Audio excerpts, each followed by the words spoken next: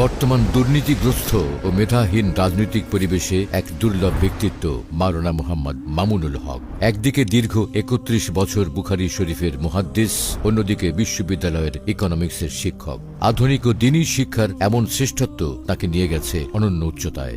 এই পাণ্ডিত্য ও সমৃদ্ধ পারিবারিক ঐতিহ্যই তাকে দান করেছে অদম্য সাহস এবং যে কাউকে মেধার লড়াইয়ে চ্যালেঞ্জ করার সক্ষমতা। জ্ঞান, রাজনৈতিক দক্ষতা ও আপোষহীন চারিত্রিক দৃঢ়তাই তাকে করে তুলেছে শোষকের আতঙ্ক এবং ইনসাফকামী মানুষের প্রিয় নেতা। মুসলিম প্রধান এই বাংলাদেশে মেধা, যোগ্যতা ও সততার সমন্বয়ে তিনি এক অপ্রতিরোধ্য আদর্শিক নাম। So let me take you back to 1973, যেখানে ঢাকায় এক অনন্য ইলমি ও বিপ্লবী ঐতিহ্যে জন্ম নেন মাওলানা মুহাম্মদ মামুনুল হক।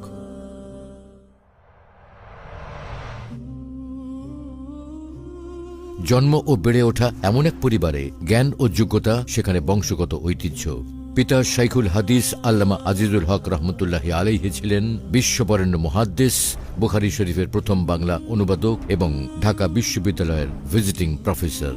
পারিবারিক ঐতিহ্যের ধারাবাহিকতা রক্ষা করে মাত্র ১২ বছর বয়সে পবিত্র কোরআনের হিফজ সম্পন্ন করেন। এরপর ৭ মসজিদ সংলগ্ন জামিয়া রহমানিয়া থেকে বেফাক বোর্ডের অধীনে সারা বাংলাদেশে উচ্চ মাধ্যমিকে প্রথম, স্নাতকে তৃতীয় এবং ১৯৯৬ সালে দাওরায়ে হাদিসে সম্মিলিত মেধা তালিকায় প্রথম স্থান অধিকার করেন। তার শিক্ষার যাত্রা শুধু মাদ্রাসাতেই থেমে থাকেননি। মাদ্রাসার শিক্ষার পাশাপাশি প্রাইভেট ইউনিভার্সিটি থেকেও অর্থনীতিতে অনার্স ও মাস্টার্স সম্পন্ন করেন। আন্তর্জাতিক উচ্চ শিক্ষায় প্রায়োগিক আধুনিক অর্থনীতির পাঠ গ্রহণ করেছেন বিশ্ববিখ্যাত অর্থনীতিবিদ মুফতি তাকি উসমানীর কাছ থেকে। লেখাপড়ার পাঠ চুকিয়ে কর্মজীবনেও রেখেছেন বহুমুখী দক্ষতার প্রমাণ। একদিকে দীর্ঘ ৩১ বছর জামিয়া রহমানিয়া আরাবিয়া সহ বিভিন্ন প্রতিষ্ঠানে হাদিসের সর্বোচ্চ কিতাব বুখারী শরীফের অধ্যাপনা করেছেন। অন্যদিকে প্রাইভেট ইউনিভার্সিটিতেও অধ্যাপনা করেছেন দীর্ঘদিন।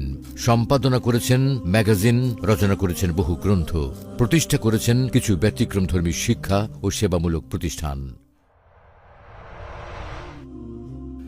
মাওলানা মামুনুল হকের জীবন কেবল আরামদায়ক লাইব্রেরিতে কাটেনি। তার জীবন গড়ে উঠেছে গণমানুষের সাথে কাঁধ মিলিয়ে রাজপথের মিছিলে আর জালিমের কারাগারে। রাজনীতির হাতে খড়ি হয় বাবার হাতে। ১৯৯২ সালের বাবরি মসজিদ লং মার্চ, ২০০১-এর ফতোয়া বিরোধী আন্দোলন, ২০১৩-এর হেফাজতে ইসলামের আন্দোলন, ২০২১-এর মোদী বিরোধী আন্দোলন এবং ২০২৪-এর ছাত্র জনতার বিপ্লব, সব জায়গাতেই ছিল তার অকুতভয়, সাহসী সাংগঠনিক ও নীতি নির্ধারণী ভূমিকা। আপোষহীনতার দায়ে ২০১৩ এবং ২০২১ থেকে ২৪-এ তাকে কারাভোগ করতে হয়।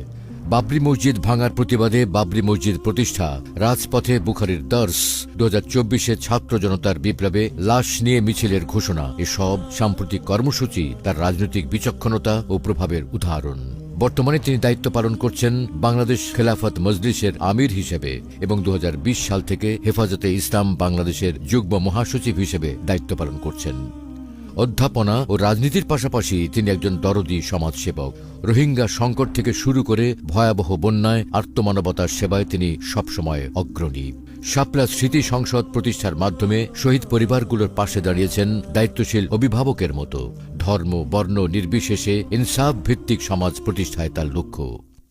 মোহাম্মদপুরের মাটি ও মানুষের সাথে বেড়ে ওঠা আধিপত্যবাদ বিরোধী সুযোগ্য ও আপোষহীন এই নেতা জাতীয় সংসদ নির্বাচনে প্রতিদ্বন্দ্বিতা করছেন ঢাকা ১৩ আসন থেকে। জনমানুষের নেতা আপনার দুয়ারে।